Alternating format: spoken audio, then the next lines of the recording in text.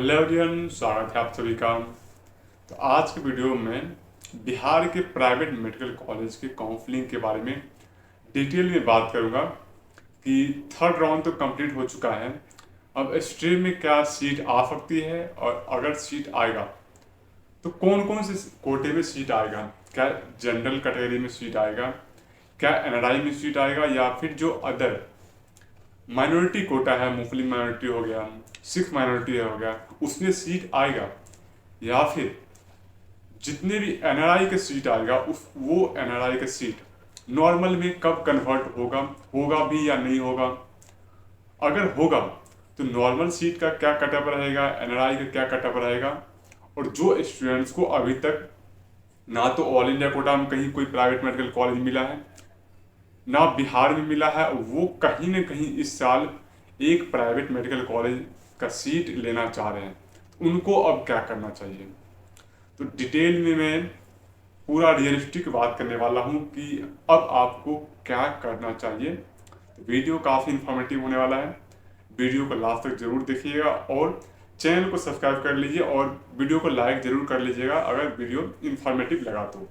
ठीक है, तो अब बात करते हैं कि बिहार का अभी तक जो थर्ड राउंड काउंसलिंग है वो कंप्लीट हो चुका है, और जो कटअप रहा है वो चाहे वो नॉर्मल सीट के लिए हो, या फिर एनआरआई सीट के लिए हो, या फिर माइनॉरिटी सीट के लिए हो, कटअप काफ़ी हाई रहा है। मतलब कि एनआरआई कोटे का कटअप भी आप देख लो तो अभी तक बिहार में हिस्ट्री में कभी ऐसा नहीं हुआ है कि 200 प्लस कटअप गया है मैक्सिमम कॉलेज का।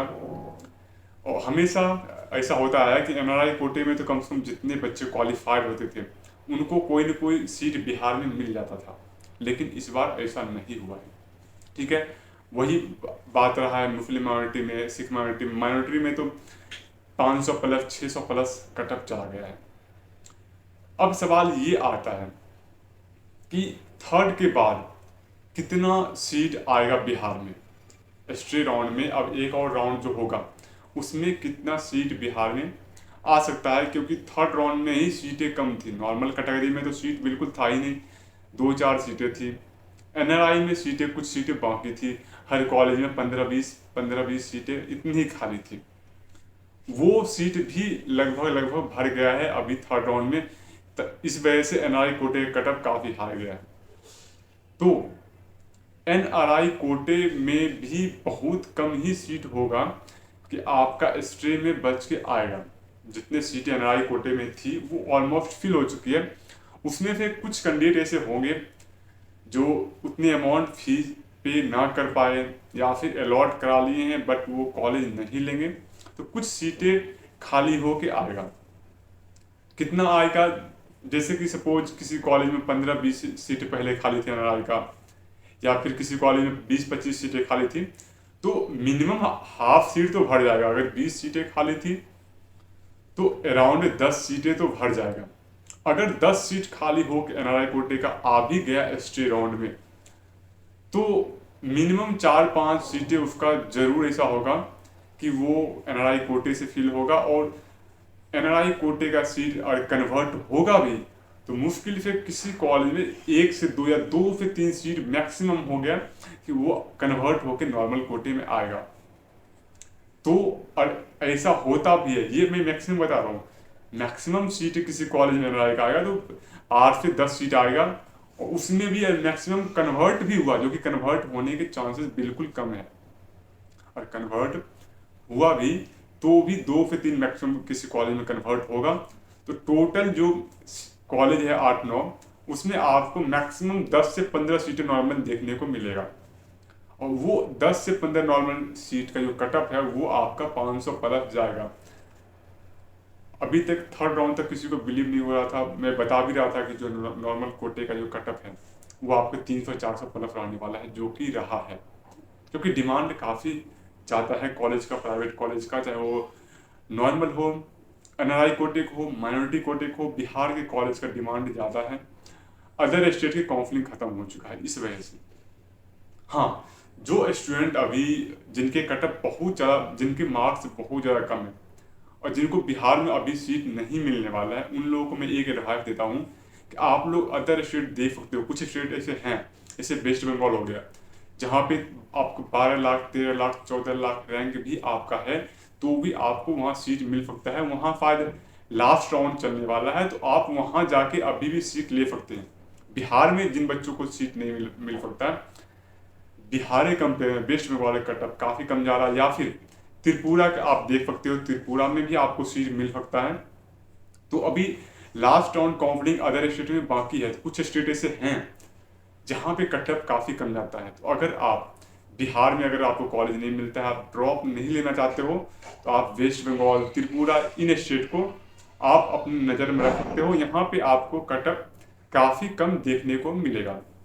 अगर आपको कोई सोर्स चाहिए कि हम कांटेक्ट करने के लिए, या फिर प्राइवेट कॉलेज में आपको अभी तक कोई सीट नहीं मिला है और आप चाहते हो किसी की हेल्प लेना जिससे कि लास्ट राउंड में आपको कोई ना कोई कॉलेज मिल सके, तो आप हमारी टीम को संपर्क कर सकते हो, जो स्क्रीन पे व्हाट्सएप नंबर दिया गया है, वहाँ से आप कांटेक्ट कर सकते हैं, जिसमें कि आपको आपके नंबर पे आपको प्राइवेट कॉलेज दिलाने में आपको हेल्प किया जा सकता है। ठीक है, तो आप व्हाट्सएप नंबर पे आप कांटेक्ट कर सकते हो। बाकी बिहार में क्या सिनेरियो रहेगा, मैं बिहार में वही मैं बता दिया हूँ कि एनआरआई कोटे में कुछ सीटें आएगी और बहुत कम सीटें कन्वर्ट होकर नॉर्मल कैटेगरी में जाएगा, जिसका कटअप 300-400 में मिनिमम बोला हूँ, 500 प्लस कटअप भी चला जाएगा। आज जैसे कि आप देख चुके हो, कटिहार में 1-2 सीटें खाली होकर आई थी, जिसका कटअप 600 प्लस रहा था। उसी तरह अदर में भी रहेगा। हाँ, यहाँ पे कुछ कॉलेज है जिनके बारे में मैं बता सकता हूँ कि लॉर्ड बुद्धा है, जहाँ पे आपको कुछ सीटें ज़्यादा देखने को मिलेगा। मैं बता रहा हूँ कि लॉर्ड बुद्धा है जिसमें आपको कुछ सीटें ज़्यादा देखने को मिलेगा, तो उसके लिए भी आप कांटेक्ट कर सकते हैं। अदरवाइज कुछ स्टूडेंट का ये डाउट था कि जो बीसीसी का थर्ड राउंड का अलॉटमेंट आया है, उसमें जो क्लोजिंग रैंक है, क्लोजिंग रैंक ज़्यादा है बट उससे कम रैंक उनका था, उसके बाद भी उनको कोई कॉलेज अलॉट अभी नहीं हुआ है।